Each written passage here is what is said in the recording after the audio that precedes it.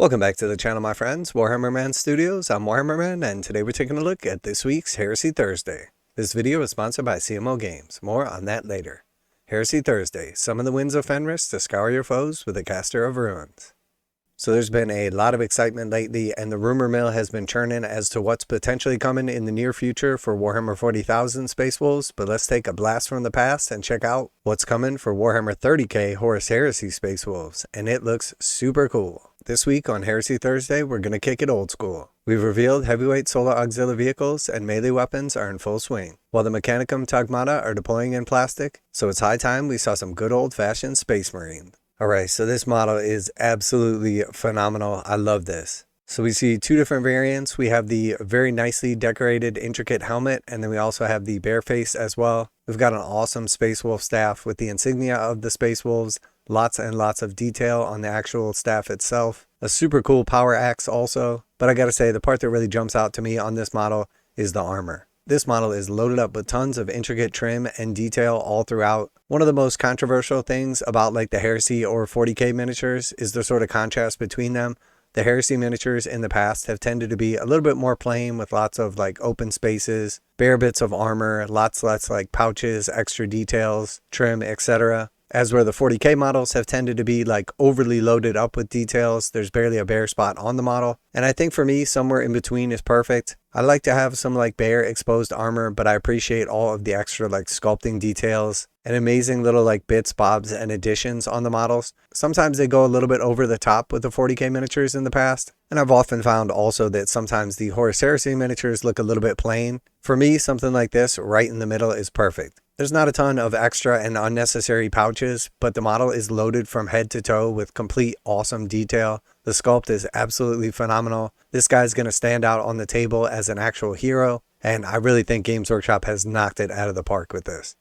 The Caster of Ruins is a unique Legion console for the Space Wolves. He uses complex Fenresian ruins to control an ethereal power that he insists comes not from the warp, but deep from the heart of Fenris. Their armor and war gear, which are adorned with ruins and schematic artifacts, only reinforce this notion. Some might call it hypocrisy from the members of the 6th Legion to wield psychic powers in such a manner, but these particularly hard-bitten sons of Rus would not hear these protests over the roaring winds of Fenris.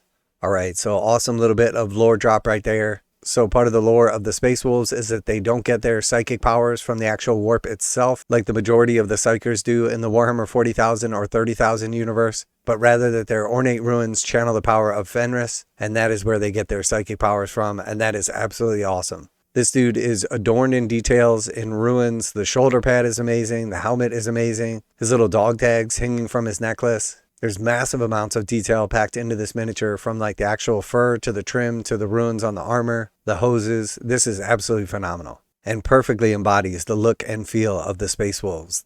They summon raging storms to revenge the enemies and obscure their allies with swirling blizzards plucked from the aether. The Caster of Ruins is himself cast from Forgeworld Resin and comes with a choice of heads, bare, or helmeted. He isn't the only power armor reveal waiting to deploy. Check back next week for another Heresy Thursday, which is guaranteed to feature pauldrons. Now a quick word from today's sponsor, CMO Games. CMO Games carries a full range of Games Workshop products including miniatures, paint, terrain, tools, and more. They take pre-orders for most Games Workshop new releases as early as possible, usually 12:01 a.m. Eastern Standard Time. CMO Games offers 15% off of MSRP for most all Games Workshop products and offer fast free shipping to the continental United States on orders over $50. Most orders ship out within 24 hours. You know their customer service is top-notch as they've been selling games online for over 20 years. Use the affiliate link below and let them know that Warhammer Man sent you.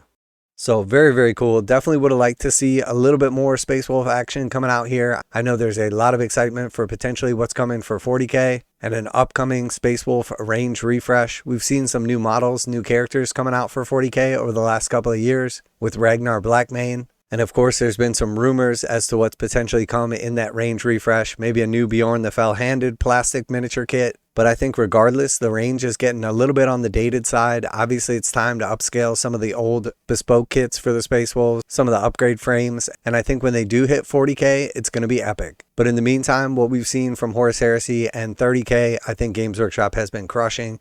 This guy's absolutely awesome.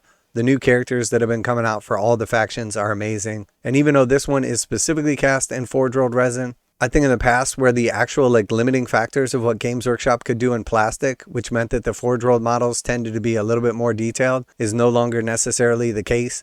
I think a lot of the times Games Workshop is producing stuff in Forgeworld Resin because they don't foresee a financial benefit to creating the molds and doing a plastic sculpt, because they don't think that the sales volumes are going to be there. Not that the models couldn't be just as detailed or just as cool. I think the individual characters that have been coming in plastic are definitely on the level and sometimes even better than what we've seen from Forgeworld. So I'm definitely looking forward for what's to come.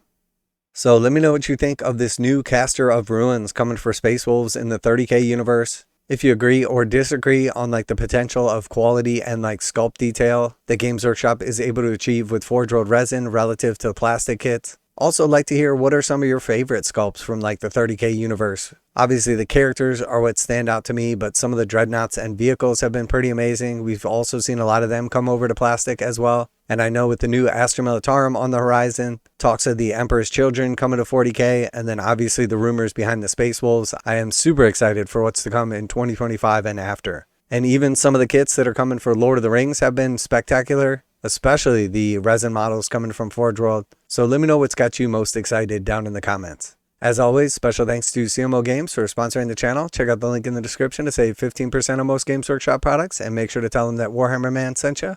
Warhammer Man Studios, I'm Warhammer Man, and this is one awesome Space Wolf, and I'm out of here.